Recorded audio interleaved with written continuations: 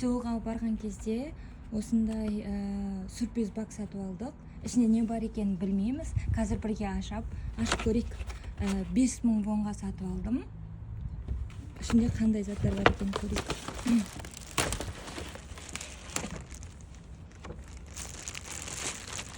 Так, интересно. Биринчи осы коробкадан баштайык. Мына кателеспесем, өзүң колдан сумка тигесиң го дейм. Мына жерде керектүү заттардын баардыгын салып койгон. Сумканын материалы. Мына устайтыны.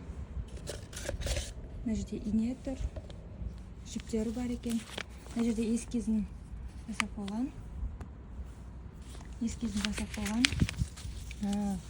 Өзүң каалаганча тигип аласың.